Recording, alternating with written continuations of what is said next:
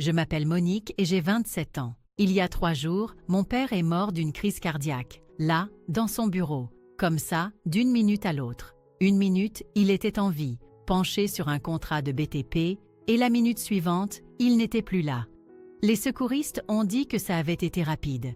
J'imagine que c'est censé me réconforter, mais ça ne marche pas. J'ai tout organisé moi-même. Les pompes funèbres, les fleurs, la cérémonie, la concession au cimetière. Papa avait de l'argent, alors j'ai pu faire les choses bien. Ses associés sont venus, des hommes avec qui il avait travaillé pendant des années, à construire des maisons dans toute la ville.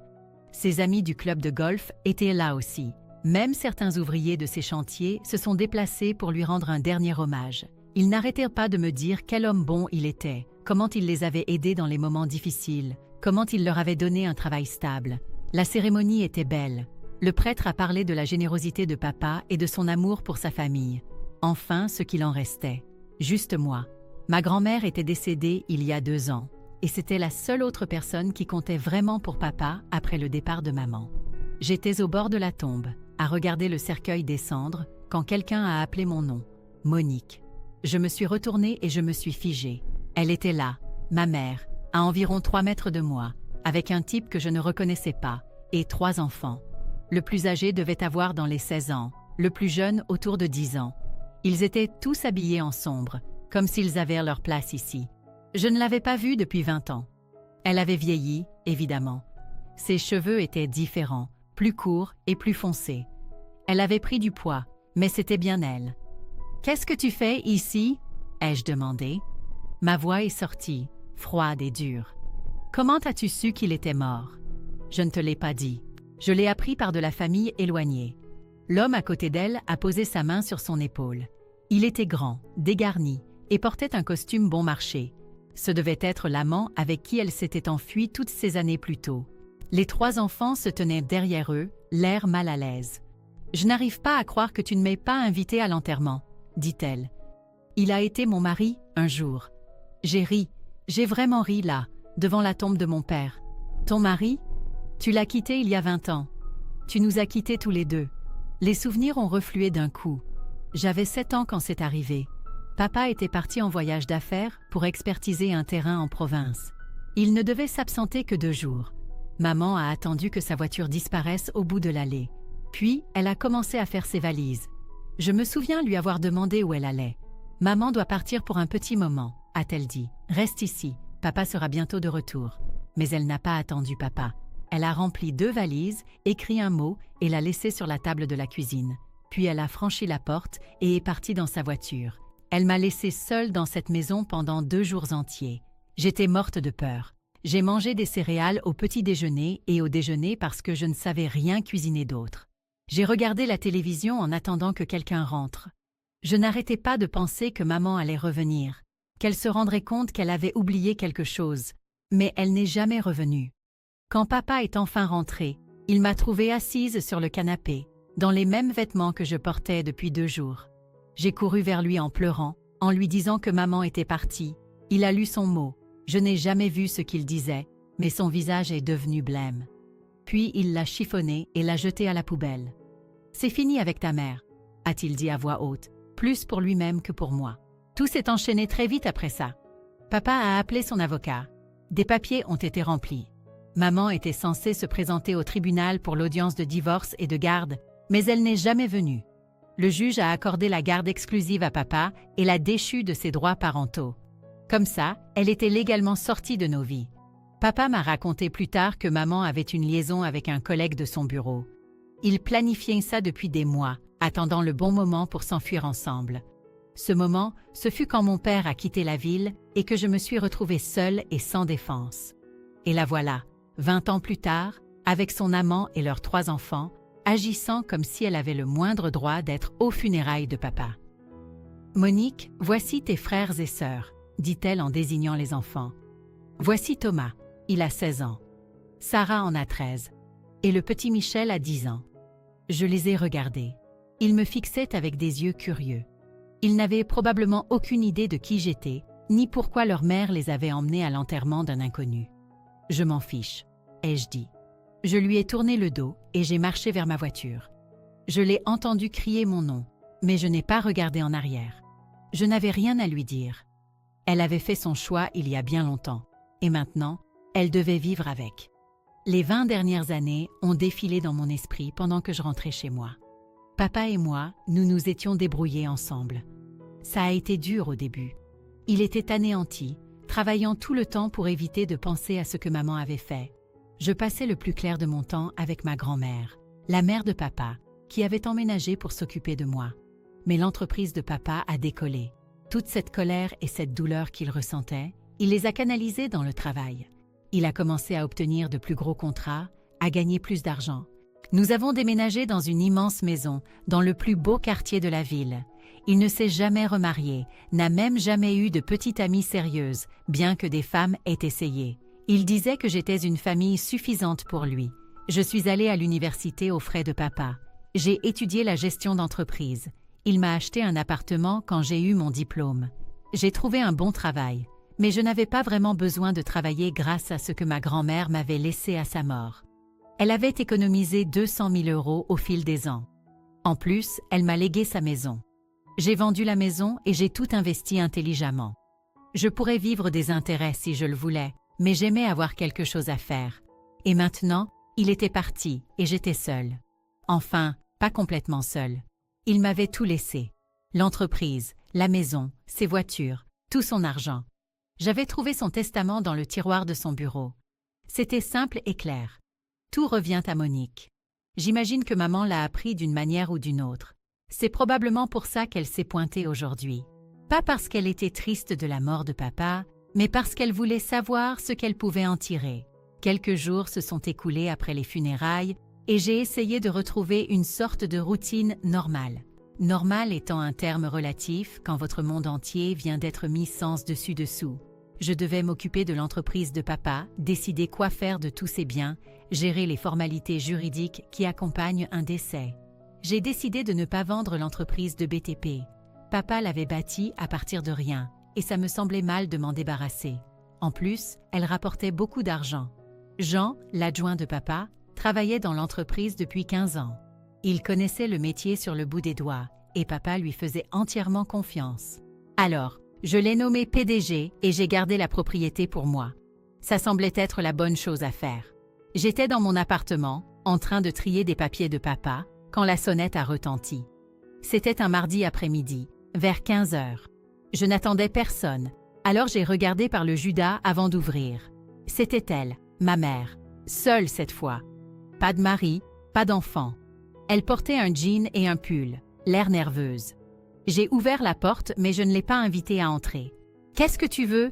Je peux entrer?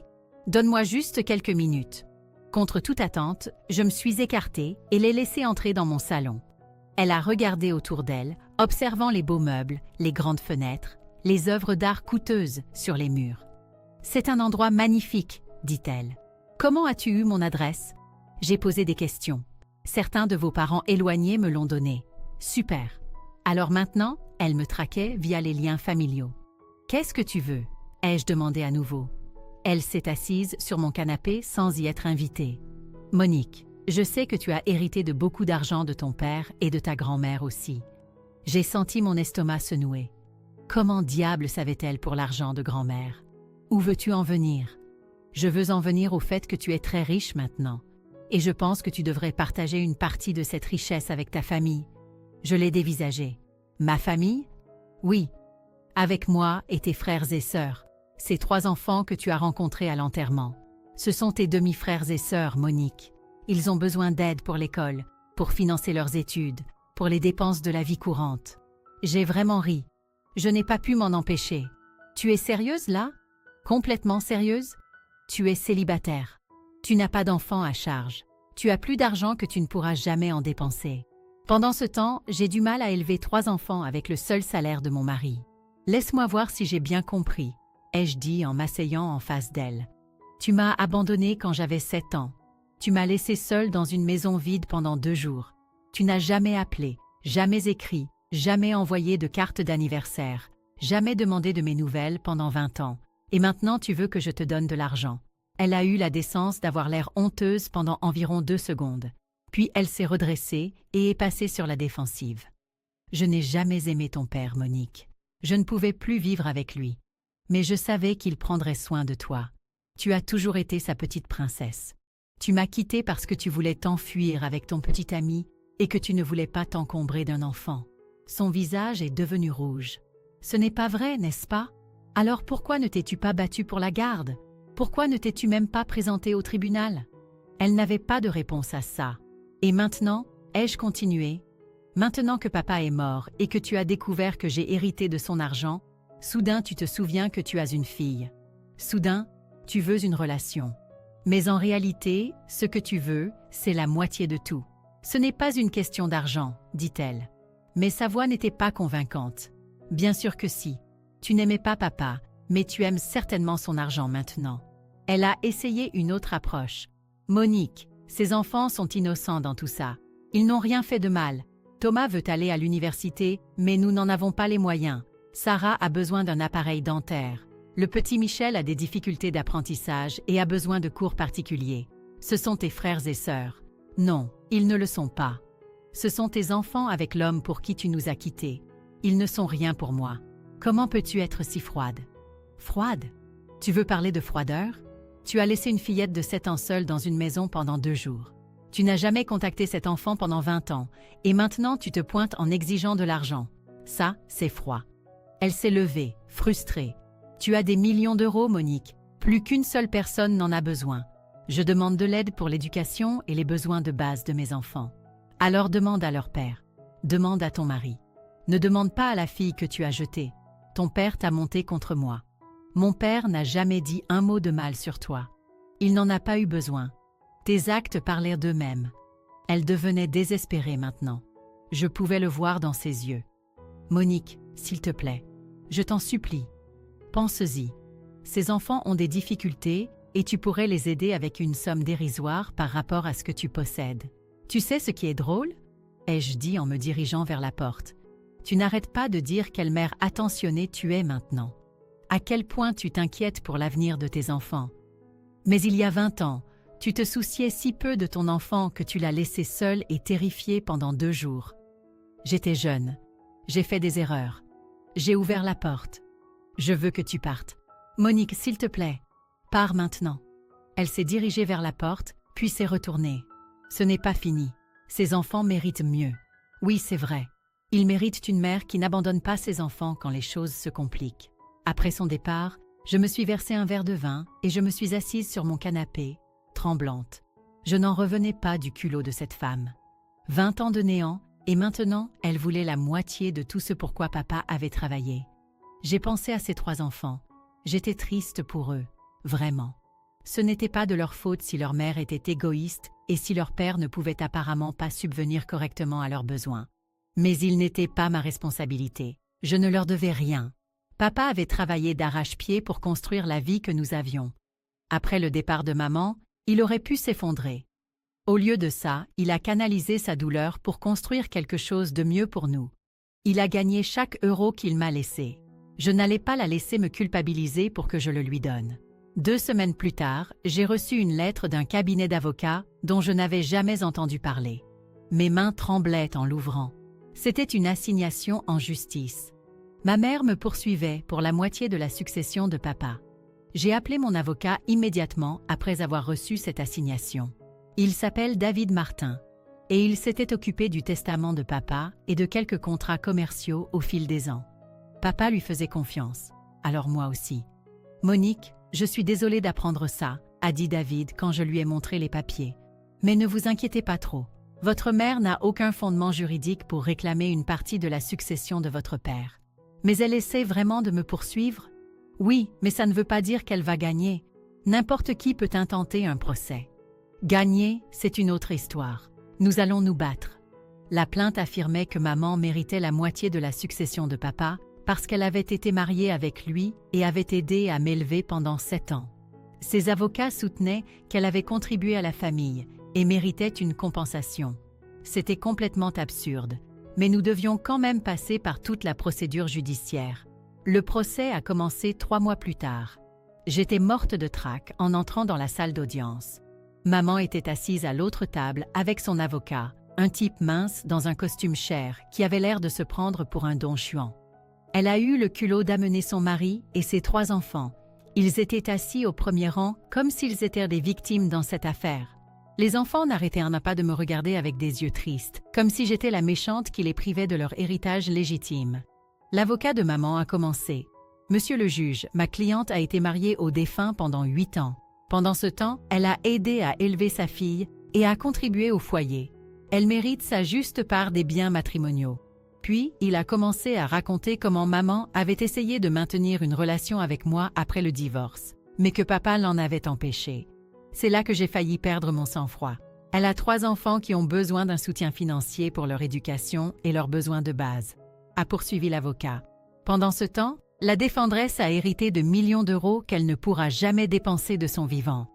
Quand ce fut le tour de David, il a exposé les faits réels. Il avait des copies des papiers du divorce, des documents de garde, tout. Monsieur le juge, la plaignante a abandonné sa fille de 7 ans, la laissant seule dans une maison pendant 2 jours alors que son père était en voyage d'affaires. Elle s'est enfuie avec son amant et n'a plus jamais contacté sa fille. Elle ne s'est pas battue pour la garde, n'a pas payé de pension alimentaire et n'a fait aucun effort pour faire partie de la vie de cet enfant pendant 20 ans. David a sorti des relevés bancaires, des factures de téléphone, tout ce qui prouvait que maman n'avait jamais essayé de me contacter. La plaignante n'est apparue dans la vie de la défendresse qu'après avoir appris l'existence de l'héritage. Il ne s'agit pas de relations familiales ou d'équité. Il s'agit d'argent, purement et simplement. Puis le juge a commencé à poser des questions. C'est là que les choses sont devenues intéressantes. « Madame Dubois, a dit le juge à ma mère, pourquoi n'avez-vous pas contacté votre fille lorsqu'elle a eu 18 ans et n'était plus sous le contrôle de son père ?» Maman s'est agitée sur sa chaise. Je pensais qu'il valait mieux la laisser avoir une vie stable avec son père. Mais vous êtes ici aujourd'hui en affirmant que vous vouliez une relation avec elle. Oui, monsieur le juge, j'ai toujours voulu faire partie de sa vie. Alors pourquoi avez-vous attendu la mort de son père et qu'elle hérite de sa fortune? L'avocat de maman a bondi. Objection, monsieur le juge. Le moment choisi par ma cliente pour reprendre contact n'annule pas ses droits légaux. J'autorise la question, a dit le juge. Maman avait l'air décontenancée. J'ai appris le décès par des parents et j'ai pensé que c'était le moment de renouer le contact. Le juge n'a pas marché. Madame Dubois, pourquoi n'avez-vous fourni aucun soutien financier à votre fille au cours des 20 dernières années? Mais maintenant, vous croyez qu'elle devrait vous fournir un soutien financier? Maman n'a pas pu répondre à ça. Elle est restée assise là, à ouvrir et fermer la bouche comme un poisson. Et pourquoi, a poursuivi le juge, le tribunal devrait-il vous accorder la moitié d'un patrimoine qui a été entièrement bâti après que vous ayez abandonné votre famille? C'est là que maman a craqué. Elle s'est levée et s'est mise à crier. Elle n'a pas besoin de tout cet argent. Elle est seule. Personne ne se soucie d'elle, de toute façon. Elle est égoïste et froide, tout comme son père. Toute la salle d'audience est devenue silencieuse. Même ses propres enfants avaient l'air embarrassés. J'ai eu l'impression qu'elle m'avait giflé après tout ce qu'elle avait fait. Elle me traitait d'égoïste et de froide. Elle disait que personne ne se souciait de moi. Le juge a frappé avec son marteau. « Madame Dubois, asseyez-vous et contrôlez-vous. » Son avocat essayait de la calmer, mais le mal était fait. Le juge a examiné toutes les preuves, a regardé maman, puis m'a regardé. Je ne trouve aucun fondement juridique à la demande de la plaignante. Il a dit: la défendresse a hérité de ce patrimoine par un testament valide de son père qui avait le plein droit légal de disposer de ses biens comme il l'entendait. La plaignante a abandonné ses responsabilités parentales il y a 20 ans et n'a fait aucun effort pour faire partie de la vie de sa fille, jusqu'à ce qu'elle apprenne l'existence de cet héritage. Il a fait une pause et a regardé ma mère droit dans les yeux. De plus, je crois que la défendresse a de la chance qu'une telle mère l'ait abandonnée, car elle méritait clairement une vie meilleure que celle que la plaignante aurait pu lui offrir. Le visage de maman est devenu blanc. Son avocat a essayé de s'opposer, mais le juge l'a fait taire. Affaire classée. Le tribunal condamne la plaignante aux dépens. Alors que nous quittions la salle d'audience, maman a bousculé son avocat et s'est plantée juste devant moi. « Ce n'est pas fini », a-t-elle sifflé. « Tu le regretteras. »« Madame, vous devez vous éloigner de ma cliente », a dit David fermement. Son mari est finalement venu la tirer en arrière, mais elle continuait de me fixer avec une haine pure dans les yeux. Je pensais que ce serait la fin de l'histoire. J'avais tort. Une semaine plus tard, elle a réussi à obtenir mon numéro de téléphone et a commencé à m'appeler. Puis elle a commencé à m'envoyer des SMS. Les messages étaient insensés, disant que j'étais le diable, que j'avais volé l'avenir de ses enfants, que Dieu me punirait. J'ai bloqué son numéro, mais elle a acheté de nouveaux téléphones et a continué à appeler depuis différents numéros. Puis un jour, elle s'est présentée à mon bureau. L'entreprise de BTP de papa avait un bel immeuble en centre-ville et elle est entrée directement dans le hall avec ses 3 enfants. « Je veux voir Monique », a-t-elle hurlé à la réceptionniste. « C'est ma fille, et elle a abandonné sa famille. » La pauvre réceptionniste ne savait pas quoi faire. J'ai entendu l'agitation et je suis sortie pour voir ce qui se passait. « Tu dois partir », ai-je dit à maman. « Ces enfants ont faim », a-t-elle crié. « Tu as des millions et ils manquent de nourriture à cause de ton égoïsme. » Les enfants avaient l'air mortifiés. D'autres employés nous regardaient. C'était une scène complète. La sécurité est venue et l'a raccompagnée dehors, mais le mal était fait. Mes employés posèrent des questions et toute cette affaire était terriblement embarrassante. C'est là que j'ai rappelé David. « Nous avons besoin d'une ordonnance d'éloignement », lui ai-je dit. J'espérais ne pas en arriver là, mais je pense que vous avez raison. David a déposé la demande d'ordonnance d'éloignement le lendemain. Nous avons dû retourner au tribunal, mais cette fois, c'était une juge différente. Une femme d'une 50aine d'années qui avait l'air d'avoir tout vu. « Madame la juge, » a dit David, « ma cliente est harcelée et traquée par sa mère biologique qui a proféré des menaces et a perturbé son lieu de travail. Il a présenté toutes les preuves, les SMS insensés, les relevés téléphoniques montrant des dizaines d'appels de différents numéros, les témoignages du personnel de mon bureau sur la scène que maman avait provoquée. L'avocat de maman a essayé de soutenir qu'elle voulait juste une relation avec sa fille. Mais la juge n'a pas mordu à l'hameçon. « Madame Dubois, vous avez perdu votre procès contre votre fille. Cela aurait dû être la fin de l'histoire. Au lieu de cela, vous avez choisi de la harceler et de l'intimider. »« C'est ma fille !» a crié maman. « J'ai le droit de lui parler. Vous avez renoncé à ce droit il y a 20 ans quand vous l'avez abandonnée, » a dit la juge froidement. « Et vous n'avez certainement pas le droit de la traquer et de la menacer. » La juge a accordé l'ordonnance d'éloignement. Maman devait rester à au moins 500 mètres de moi, de ma maison et de mon bureau. Elle ne pouvait pas m'appeler, m'envoyer de SMS ou me contacter par des tiers. Si vous violez cette ordonnance, Madame Dubois, vous serez arrêtée et accusée d'outrage à magistrat. Comprenez-vous? Maman s'est contentée de me foudroyer du regard de l'autre côté de la salle d'audience. Son mari avait l'air embarrassé et les enfants semblèrent confus et bouleversés. J'ai presque eu pitié d'eux. Presque. C'était il y a 6 mois.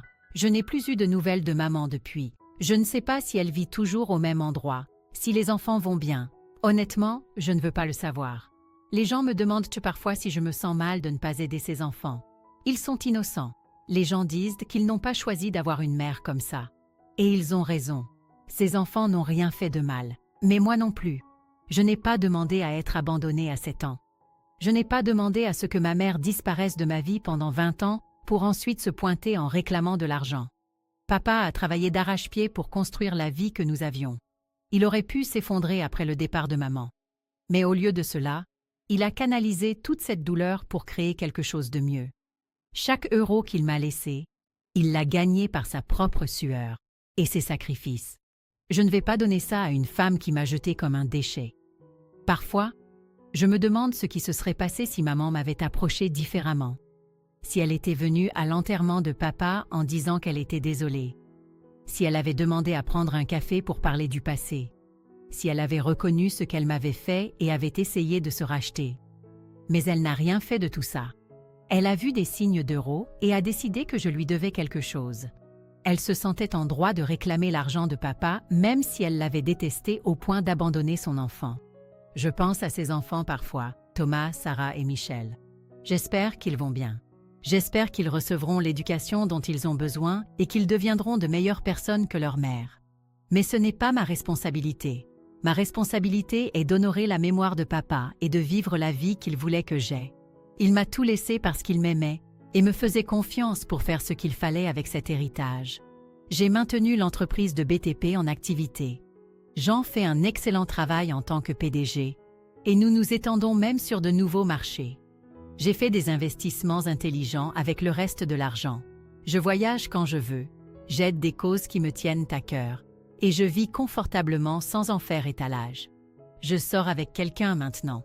Il s'appelle Marc et il est professeur. Il n'est pas au courant de tout cet argent et j'aime que ce soit ainsi. Il m'aime pour qui je suis, pas pour ce dont j'ai hérité. Papa aurait aimé Marc. Il est honnête et gentil. Le genre d'homme qui construit les choses au lieu de les détruire. Je pense à papa tous les jours. Je vais sur sa tombe une fois par mois et je lui raconte ce qui se passe avec l'entreprise. Je lui parle de Marc, de ma vie. Je sais qu'il ne peut pas m'entendre, mais ça me permet de me sentir connectée à lui. La maison semble vide parfois. Elle est immense et elle était destinée à une famille. Peut-être qu'un jour, Marc et moi la remplirons avec nos propres enfants. Papa aurait adoré ça. Quant à maman, je ne pense plus beaucoup à elle. C'est une étrangère pour moi. Nous partageons de l'ADN, mais c'est tout. La vraie famille est faite de plus que de génétique. La vraie famille est là quand on a besoin d'elle. La vraie famille ne vous abandonne pas pour ensuite exiger un paiement 20 ans plus tard. Papa était ma vraie famille. Grand-mère était ma vraie famille. Peut-être qu'un jour, Marc le sera aussi.